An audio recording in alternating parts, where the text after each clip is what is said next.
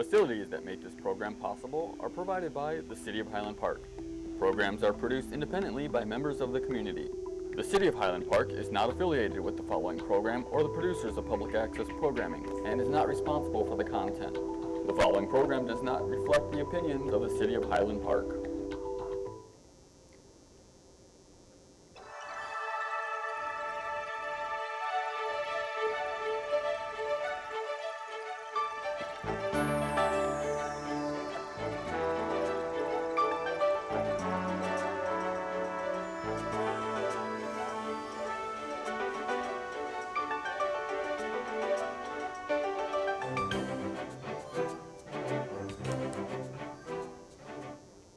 Hi, welcome to another edition of What's This Show For? FOR, Friends of Ron. I'm your host, Ron Levitsky. Part of what makes us human is the fact that we all suffer from temptation. It could be food, it could be power or wealth.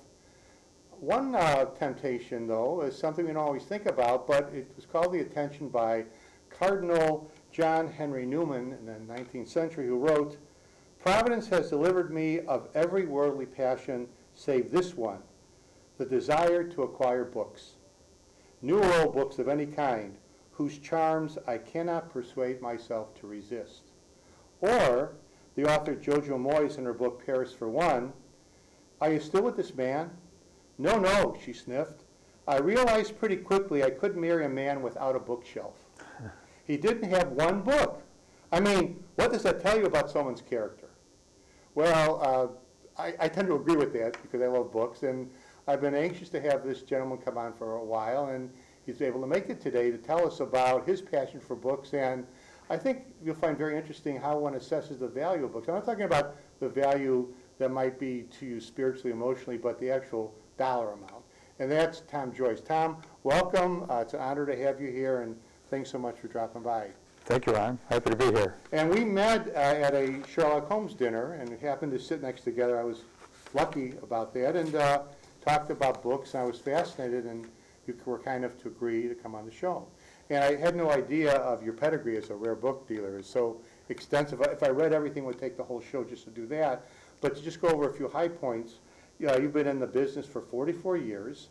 Since 1976, you owned your own company, which is now Thomas J. Joyce and Company in downtown in the Loop area. You're also a founding partner of the Chicago Rare Book Center. You've published extensively, especially I noticed on local history and on Sherlock Holmes. You've been on radio and TV, many programs, including doing the Appraisal Fair, a TV series for home and garden television. And of course, you're appraiser for such distinguished institutions as the Newberry Library, Chicago Public Library, and Northwestern University. So indeed, it's an honor to have you here. Now, I imagine when you were born, you still weren't reading at that point. So tell us a little bit about your early background, where you're from, and education. Well, I grew up in the south suburbs, and in a house where we had a lot of books, although there wasn't more than the average house, but I mean, not like I have now.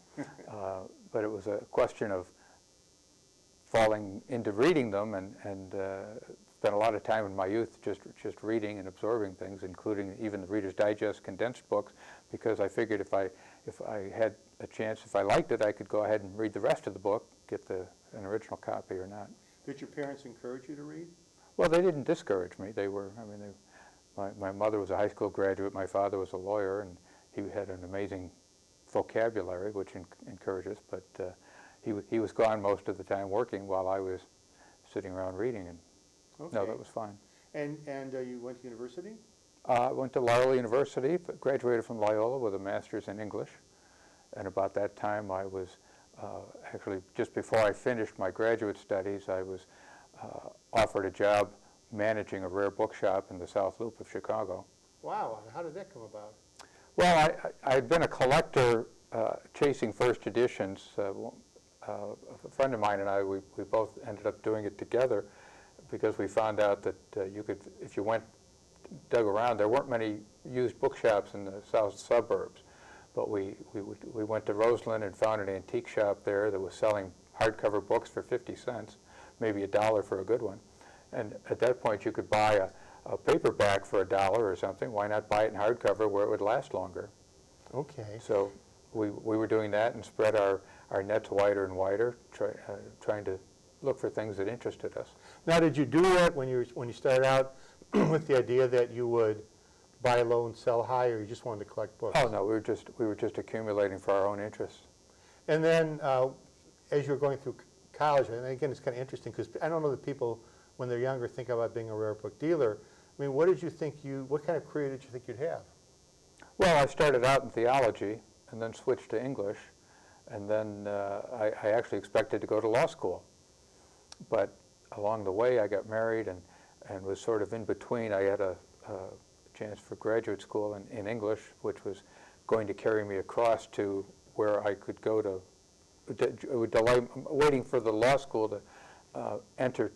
I had passed the exam already, but while I was doing that, I got this job offer to work in the rare bookshop.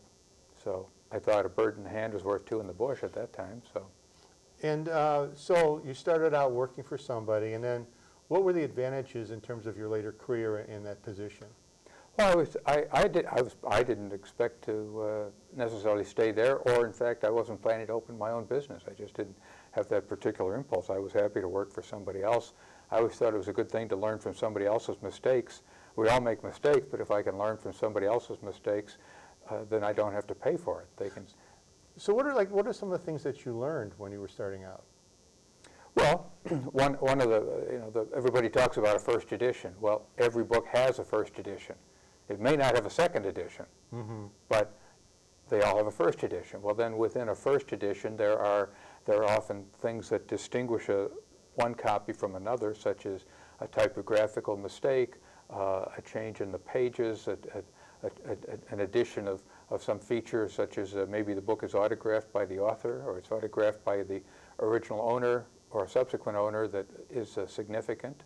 Okay, and we're going to go a little bit later in the show into take a look at some books you brought, talk about the value based on what you just said. You're involved, I think, in two businesses, your own business and something that you co-founded with some others. Let's talk a little bit about your own business, your Thomas Joyce business.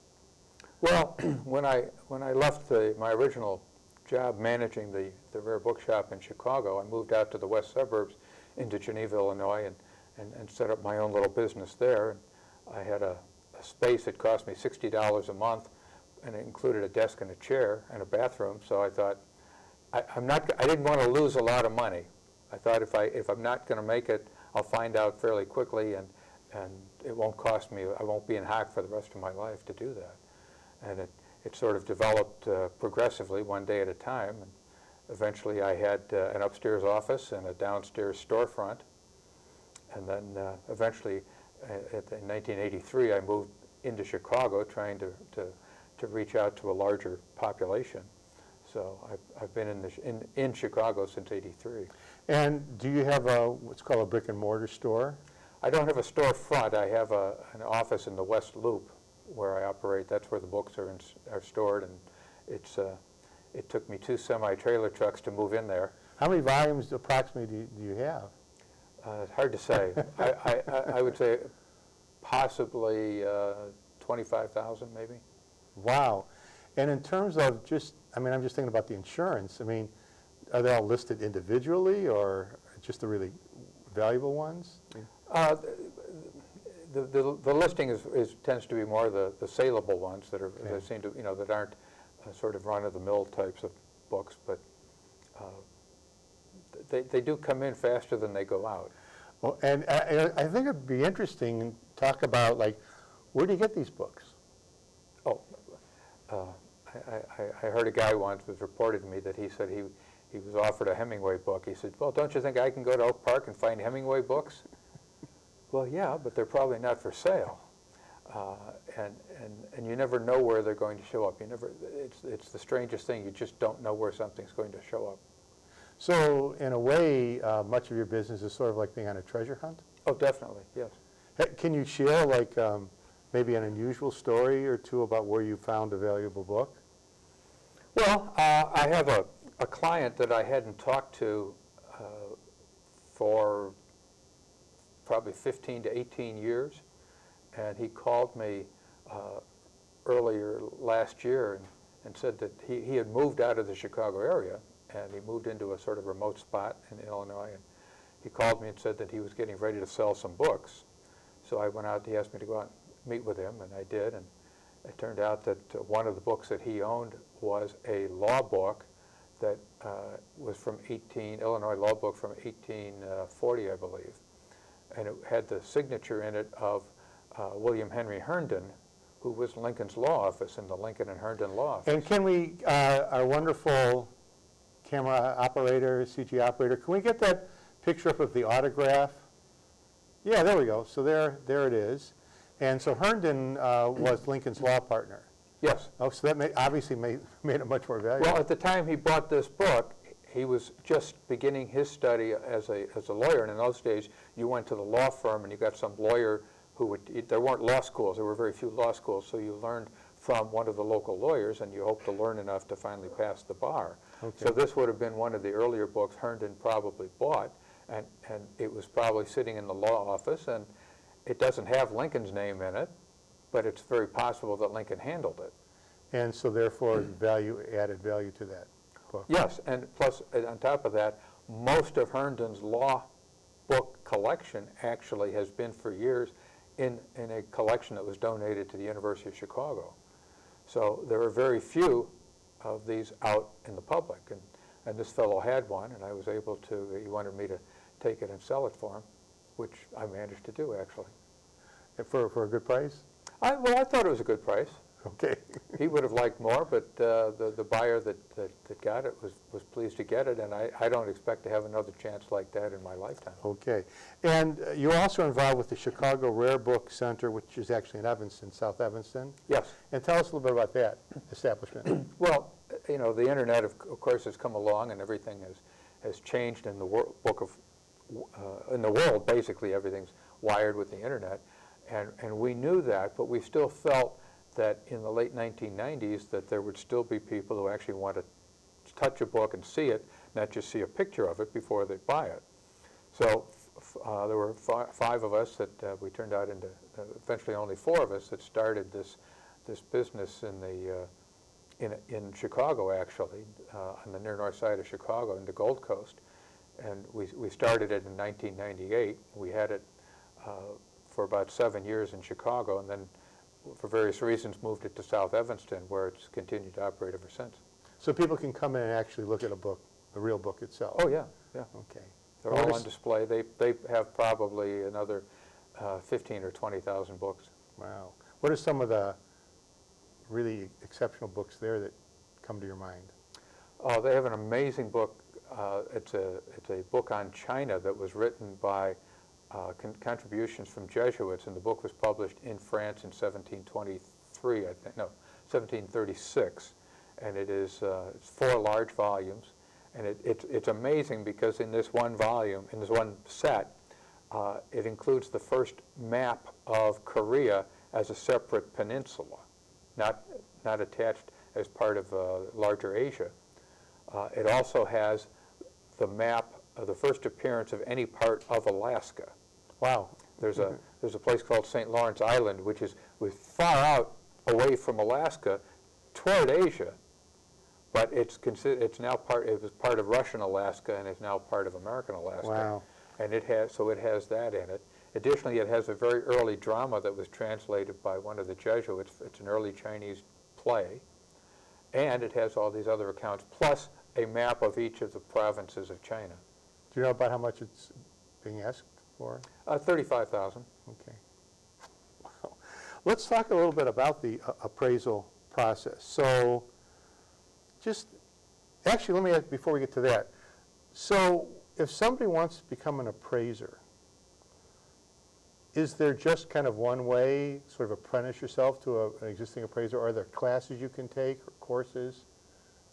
Are you licensed to be an appraiser? Today, the best route generally is that there are several associations like the International Society of Appraisers, the American Society of Appraisers, and they do offer courses. In fact, some of them were recently offered through Northwestern University. But people that would like to get into appraisals, the course is essentially, from my experience, is that they teach them how to write an appraisal.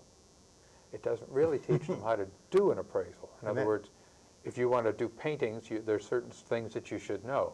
If you want to appraise real estate, there are different things you would need to know. Well, having the template to know how to write up your report is useful, and it protects you legally. But I guess you need the experience. Well, but then you have the problem of knowing Yeah. actually what it is that you're looking at and what differences there occur, yes. And is that through experience, essentially? Essentially. Okay. Well, let's talk about the appraisal process. So somebody brings you a book. What are some things that you'll look for to see its value? Obviously, the first thing is condition, but beyond condition, you want to know who the author is, and what, you know, in an author like Joseph Heller, you'd have his famous book Catch-22.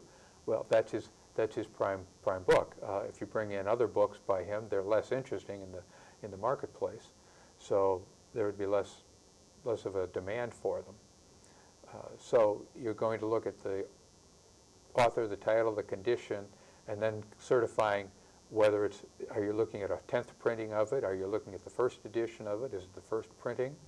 Which at least is the one that the author has had the most experience with. The author's probably not going to look at a 10th printing. They're just going to, the publisher will just crank some out, and the author won't have any influence on that.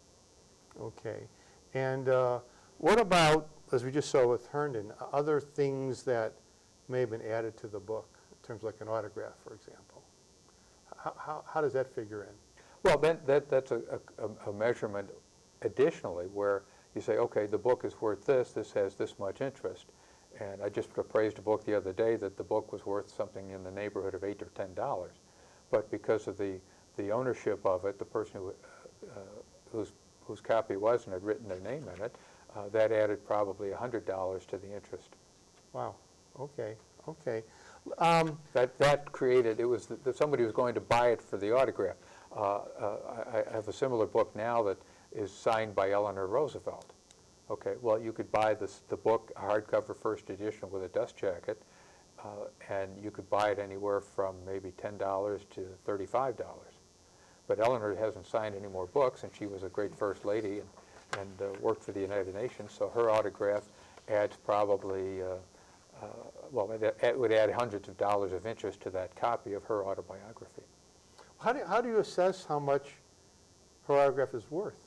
Well, there happily in this day and age, there have always, for 100 years or more, there have been reference books which are, let's say, the recorded book auction prices.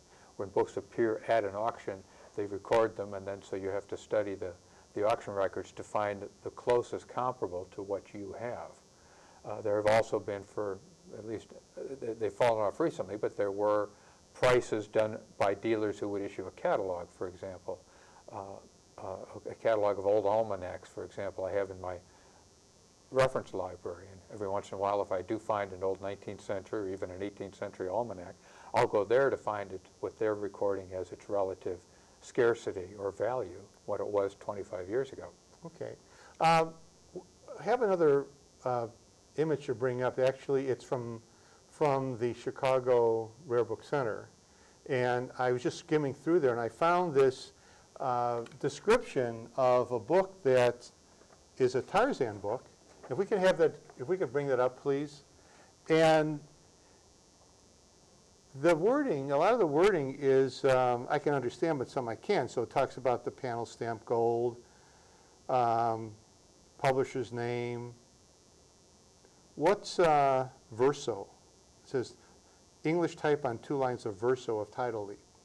Well, that's you have the title page, and when you turn the title page over, you're looking at what is normally the copyright page. Okay. And in this case, on the copyright page, the printer, which is the W.F. Hull Company, set their name in a sort of antique English or sort of Germanic bold black type. Okay, and I see also that in the later printings, they changed that to a regular, more standard type. Okay, and I notice also that the date, there seems to be some confusion where the second 1 in the year was originally penned as a 0 and then overwritten with a 1. So 1904, 1914. Well, that's actually part of the inscription from Aunt Emma Okay. where she wrote, she was writing 1904, and she meant to write 1914. Okay. And who is But- Aunt Emma, which is, I guess, the key here? Yes, well, we believe that that was Emma Burroughs, who was Mrs. Edgar Rice Burroughs, so that she actually presented this copy of the first edition to her nephew. And so the real value is her autograph. I mean, how much would that have No, been? no, it's not? because the part of the trick is that it's also a first edition. Okay. And part of the difficulty there is that in the original edition, there's an acorn emblem on the base of the spine. And some copies have it, some copies don't. And did this have it? Well, this one doesn't have it. And that causes a problem, because if you see further down the description, you'll see Zeuxner 696. Yes, yes. All right, Zeuxner is the most recent. There have probably been 4 or 5 bibliographies of Edgar Rice Burroughs' writings. Okay. Zeuxner is the most recent, and his entry, number 696, describes where the earliest copies used to be that they had the acorn on the spine. So people who didn't want the acorn or wanted the acorn, they would seek that out and maybe not buy the copy without it. Okay. But most recently, the more recent researchers have indicated that the copy without the acorn actually has priority. Okay. So that sort Wow. of turns the tables on everything. So this copy without the acorn would have been rejected by some fastidious collectors in the old days, but now it makes it more demanding. I see. Yeah, $2,000 is a lot of money. We don't have a lot of time, so why don't we take a few books that you brought and explain to us how you determine the value.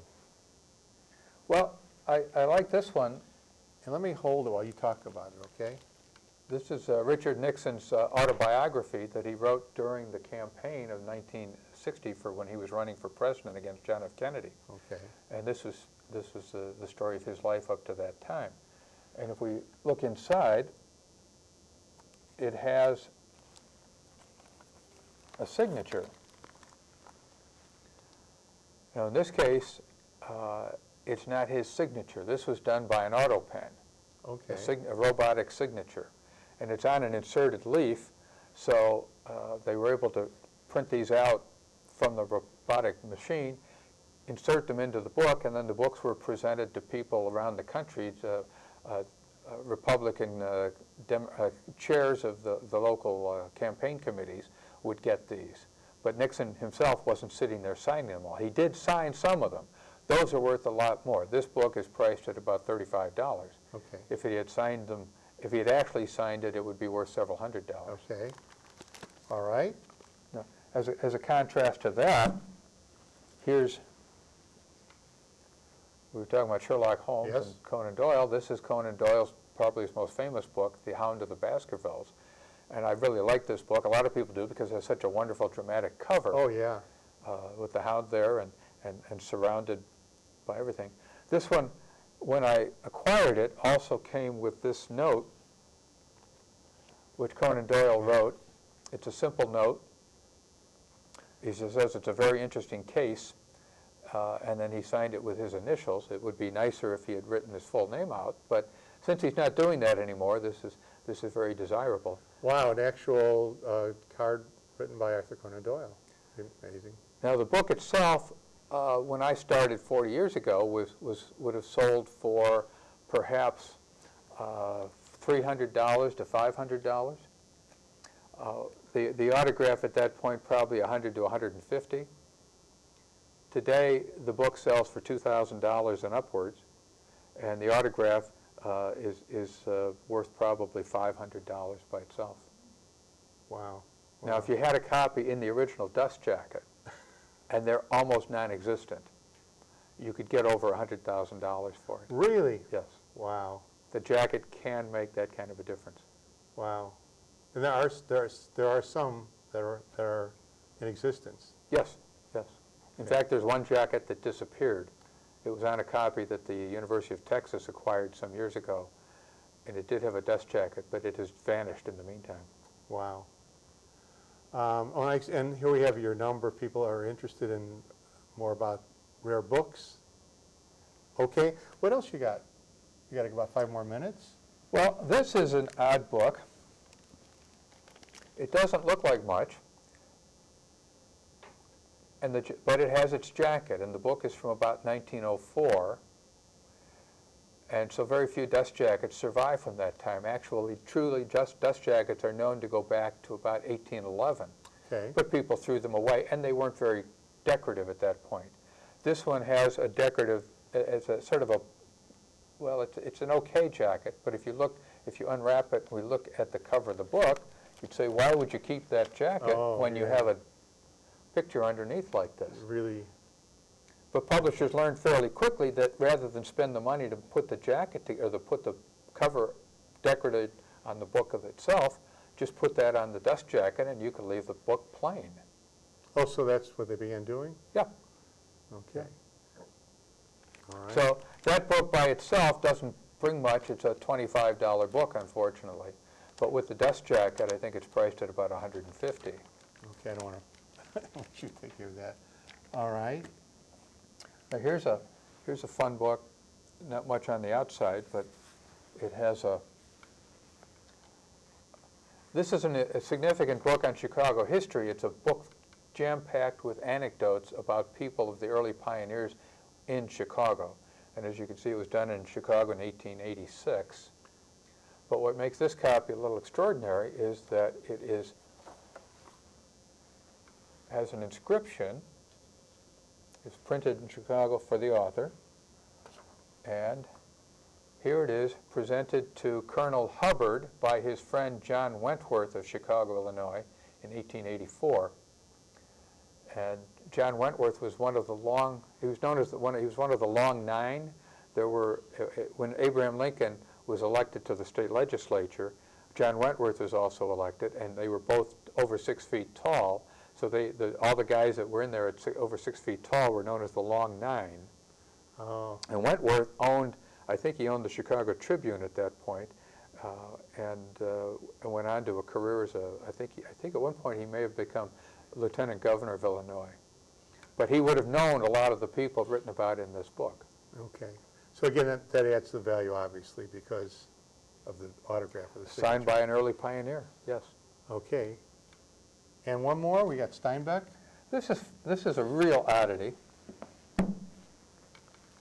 This is a French book. It's The Grapes of Wrath, but and the title is Frappes d'Amertume. And it's an odd thing because if you open the cover, you'll see that it has this weird thing going on over here where the pages are elongated. Now you have the text, but this is a copy that was not sent through the trimmer. Oh. In other words, they didn't cut the edge. You can read it, but the top has never been trimmed as it would be when they would normally bind it. So all of this extra material would have been cut off at the bindery. In this case, they didn't do that. Now here it is. It's a limitation. This is copy 267 out of 275 copies. So they only made 275 copies in France for this edition. So this is a rarity for a John Steinbeck collector. Okay. And interesting just for the fact that it's in its pre-cut condition. Okay. And it's never been read. And all that adds to its value. It adds to the interest, yes. Okay. And therefore to the value. Okay. In your career, what's the most exciting book you found? You found actually to sell, if there is one that sticks out in your mind. Well, I went to a guy's house one time, and he had a bunch of Rex Stout material, which were fun, but they weren't particularly interesting because many of them were reprints. But he also turned out he had a first edition of Moby Dick. Well, let's end with that. Okay. Tom Joyce, rare book appraiser, dealer, thanks so much for being on the show. Hope you enjoyed it as much as I did, and I'll look forward to seeing you next time. What's the show for? FO Friends of Ron. We'll see you next time. Thank you. Well, thanks so much. That was...